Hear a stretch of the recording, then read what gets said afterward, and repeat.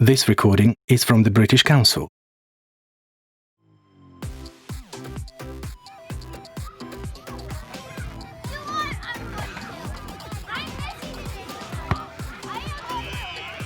The sound of kids hanging out together. Or at least how it sounded a few years ago.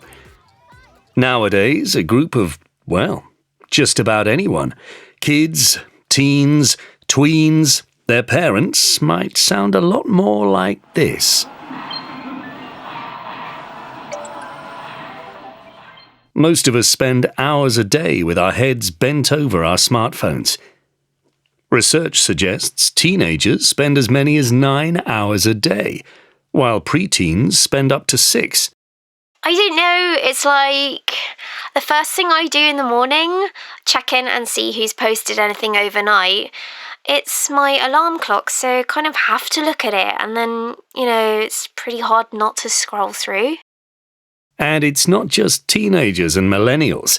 Generation X and even the baby boomers are almost as bad. I'm online most of the day for work, and you'd think I'd be sick of screens by the time I get home, but most of my news comes through Facebook. And I'm really into food, so I'll hold my hands up to being one of those people who post photos of their meals. But are we addicted to our phones and apps? And does it matter? Former Google and Facebook employees certainly think so. So they've set up a non-profit organisation, the Centre for Humane Technology, to reverse the digital attention crisis and promote safe technology for children.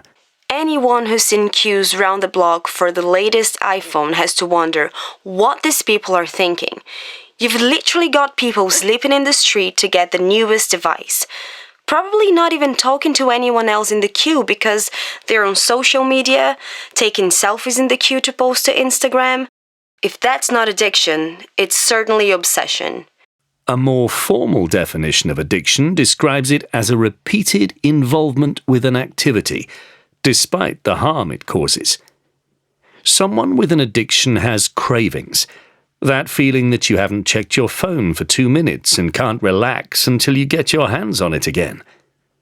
They may have a lack of self-control and not realize their behavior is causing problems, like texting while cycling or falling off a cliff taking a selfie.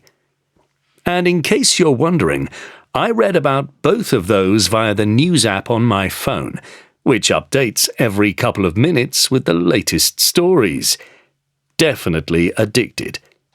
So the Truth About Tech campaign by Common Sense Media and the Centre for Humane Technology couldn't come fast enough for most of us. But it's children who are probably most at risk because of the effect tech addiction might be having on their brain development. Professor Mary Michaels of the Atlanta Future Tech Institute has been working with very young children. Mary, thanks for dropping by. What is your research telling us? Well, we know that screen time is affecting key aspects of healthy child development, like sleep, healthy eating, and what psychologists call serve and return moments, which are when parents respond to babies seeking assurance and connection by making eye contact, smiling or talking. All perfectly normal things we do and which help lay the foundations of babies' brains. It's much harder to engage with a baby normally if you're looking at your phone.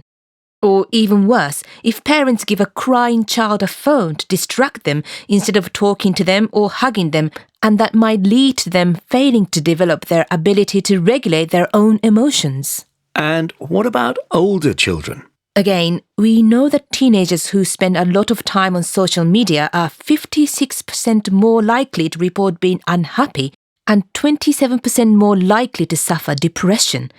Teenagers are especially vulnerable because they're more sensitive to highs and lows anyway, so we are looking at potentially higher instances of suicide, schizophrenia, anxiety, and addiction in teens, which is exacerbated by dependence on technology. It sounds like a vicious circle.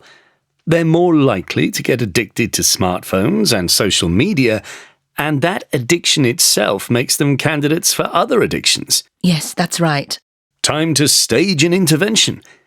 Is there anything we can do to make tech less addictive? Setting devices to grayscale, which is basically black and white, might make them less appealing. Scrolling through a news feed of boring, washed-out photos just doesn't create the same rush as bright colours, perhaps. And you can turn off the notifications that are constantly pulling you back in to check your phone. So, is it This recording is from the British Council. To find more activities to practice your English, visit www.britishcouncil.org/learn English.